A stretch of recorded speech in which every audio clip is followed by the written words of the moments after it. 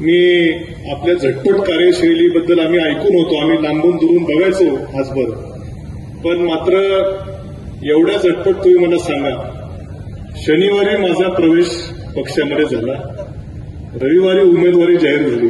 आणि गुरुवारी मी आमदार झालो. म्हणजे आपल्या झटपट कार्यशैलीबद्दल आम्ही ऐकून त्याचा अनुभव राहुरीकरांनी त्या ठिकाणी घेतलेला आहे. आणि निवडणुकीची देखील मी आपल्या सर्वांना, या ठिकाणी उपस्थित असलेल्या सर्वांना आवर्जून सांगू इच्छितो की तिकीट मिळण्यापासून पुढच्या अर्ज भरण्याची प्रक्रिया असेल आणि अर्ज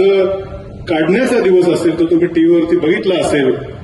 या सर्व प्रक्रियेमध्ये सर्वात सिंहाचा वाटा कुणी उचलला असेल तर तो आदरणीय विखे पाटील साहेबांनी उचललेला आहे, ते आपण सर्वांनी बघितलेलं आहे. खरं 5 वर्ष विधानसभेमध्ये मी होतो, आता मी पुन्हा आलो, विधानसभेत नाही पण विधान परिषदेत आलो आणि मला खात्री आहे की ही जी संधी साहेब आपण मला या ठिकाणी दिलेली आहे, या संधीच्या रूपानं या आता फक्त राहुरी नगर पाथर्डी विधानसभा मतदारसंघ तर आहेच, परंतु जिल्ह्यातल्या स्थानिक स्वराज्य संस्थांचे देखील प्रश्न विधान परिषदेच्या सभागृहात मांडण्याची जी संधी आपण मला दिली, या संधीचं निश्चितपणे सार्थक करून दाखवल्याशिवाय राहणार नाही, अशी ग्वाही आपल्याला आम्हा सर्वांच्या उपस्थितीत या ठिकाणी देतो.